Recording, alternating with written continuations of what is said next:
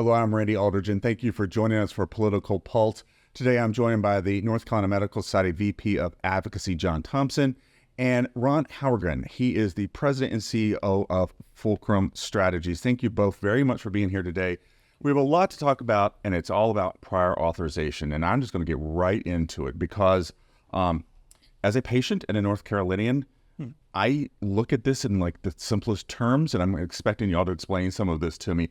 Okay. Right out of the gate, it seems like the biggest, most glaring problem with this is that it's just not good for patients. It can delay or prevent necessary and sometimes life-saving care. It is a roadblock for people who are sick and in the moment sick. And I as a patient, have trouble understanding this whole process. I'm going to start with you, Ron. What is your take on this? What do you think about all of this? Well, I think you're absolutely right. I mean, that's the big issue, is when you're a patient, when you have an illness or you need a diagnosis, what you want is that as fast as possible. You want to get better as fast as possible. You want to know what's going on as fast as possible. Anything that puts a roadblock in that creates an issue. The process itself really, though, is the doctor saying, I need X or I want to do X. An insurance company saying, hold on, I have to look at that. I have to approve it. I have to decide whether or not you're going to be able to do that for your patient. That's the roadblock. That's the time delay. And that's really the thing that people are concerned about. As a patient, I also have to say I don't understand how that works because when the doctor says we have to get prior authorization, I just sit back I'm out of it. The decision making of my own personal health care. Right. I am out of it at that point. So, and John, let's just go ahead and ask you, what's your take on all of this? For many years, I've been trying to decide what is the difference between budget care and patient care, and how do we determine when an insurance company is doing budget care, but they're disguising it as patient care. I can't answer that. I think it's worth a conversation in the General Assembly. I think that there are a lot of instances where people have faced this PA issue and they've not come out on the working end of it, or maybe in some instances they've come out on the worst case scenario end of it, which is death. Mm-hmm. But I think it's worth having this conversation and getting to the bottom of this and determining what is budget care versus what is patient care. Do you want to open that up just a little bit and explain the difference between the two? I can't, in the sense that it would take a physician to sit there and see a patient and say, you need X. And then someone at the insurance company who maybe is not a physician saying, you don't need X, you need Y. And it seems like there's two standards. There's one standard for a physician outside of the insurance company, and there's a standard for someone inside the insurance company or a physician inside of an insurance company where they don't have to meet the same standard of care requirements that the physician outside of the insurance company does.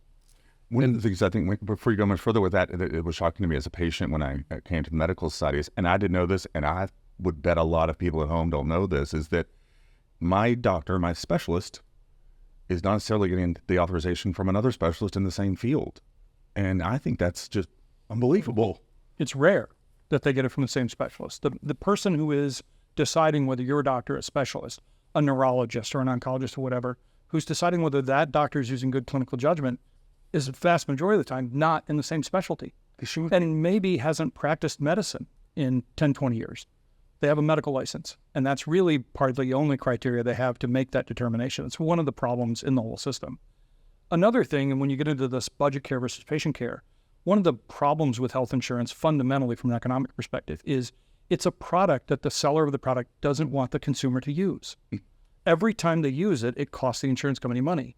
That's so different than anyone else. Apple wants to sell you a computer. Chevy wants to sell you a car. The insurance companies don't want to sell you medical care because that costs them money. It's not a revenue producer. And that creates this budget versus patient care dilemma. That is a great perspective. And it leads me kind of this next question I want to talk about, because I think we've all had times in our life where you're at a specialist and I maybe get that an insurance company wants to say, okay, well, you don't need this massive amount of health care. They just want to look at it to confirm that. But there are other times where I'm like, why is this is done 1 million times a day, like an appendectomy or something like that. Something simple that seems to have so much evidence that says this is the right path to take. Why is prior authorization still part of that? Well, a big part of the reason has to do with something called adverse selection. Okay, What the insurance companies know is 5% of the U.S. population consumes 50% of all the care, okay? If I'm an insurance company, I can't attract more than my fair share of that 5%, or else I'll be killed financially. So in some respects, it behooves me to make it difficult for people with ongoing diseases, rheumatoid arthritis, MS, etc. Because if I'm deemed as the easy insurance company, if it gets out on the internet that, oh, use this insurance company, it's easy to get your meds, it's easy to get your treatments, I'll get more of those people. And then I go into the death spiral. So it's another one of those idiosyncrasies of healthcare that they want to avoid those 5%. They want the 50% that doesn't consume any healthcare, the young, healthy people.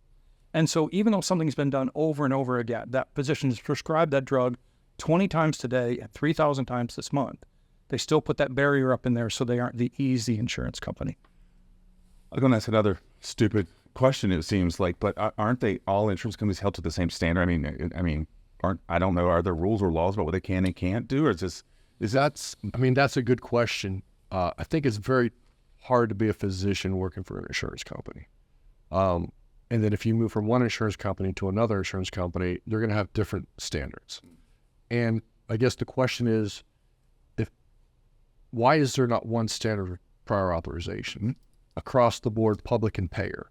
Why does a physician have to deal with 13 or 10 or 11 or 8 different prior authorization processes? I can't answer that.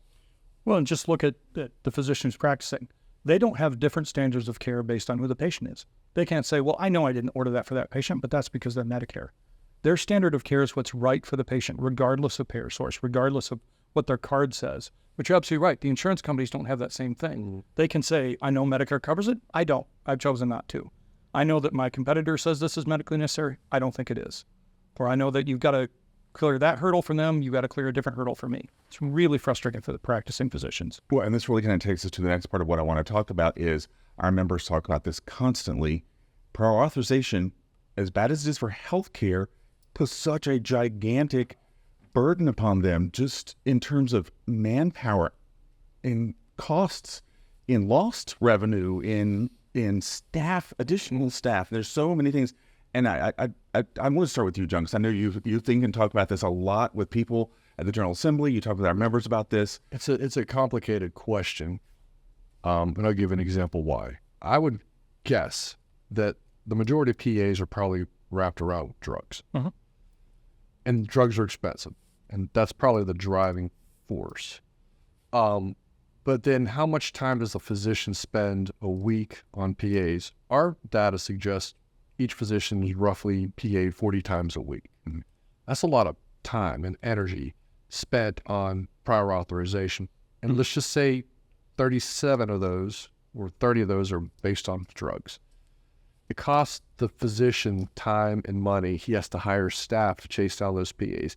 He or she has to adjudicate these prior authorizations. So when I'm down at the General Assembly, I simply state, if you want more access to care, let's reform prior authorization. We're not saying it's unnecessary. Right. We're saying, what's that algorithm to make sure it's patient care, not always budget care? And that 40 hours is 40 hours that could be with patients. And physicians need life balance. So they're constantly working. Start thinking about the complaints in the General Assembly about healthcare, access to care, hospital consolidation. How do we fix this? How do we offer people more treatment? Because what happens is if there's not enough access to care, they all end up in the hospital. Right. And that's the last place you want to do primary care is in the ED. So things like reforming PA so that it's easier to do your job as a physician in a payer mix that's heavily Medicaid and Medicare incentivizes physicians to go out into the rural parts of the state and to practice medicine. There are other things that the General Assembly can do, increase reimbursement rates, so that again, there's more of an incentive for a physician to go out into rural North Carolina and practice medicine. Well, and we've got a real danger right now. We know there's a physician shortage. Mm-hmm. We know that the majority of physicians are over the age of 55, which means they've got to be replaced in the next 10 years. We know there aren't enough people in training. And now we know that the majority of the people in training are saying they don't want to do direct patient care when they get out of medical school. So if half of those people don't go direct patient care, we're in serious trouble. And I think things like PA are the things that are frustrating physicians and the reason why they don't want to go in direct patient care. I had a client one time tell me, and it was so prophetic. He said, when I went into medicine, I thought the medicine was going to be the hard part. And I thought, that's incredible. I mean, the science, the clinical advancements in medicine, he's like, oh, I can keep up with that. That's easy. It's all this other stuff that gets me down. And that's really horrible that we've taken physicians and they're frustrated with that piece, not the clinical piece. They got that. Thank you so much, Ron. Thanks, John. We've got a lot here to talk about. This is part one of our conversation on prior authorization. You can find the medical study stance on prior auth and what we're doing right now on our website. There's a link at the bottom of this story.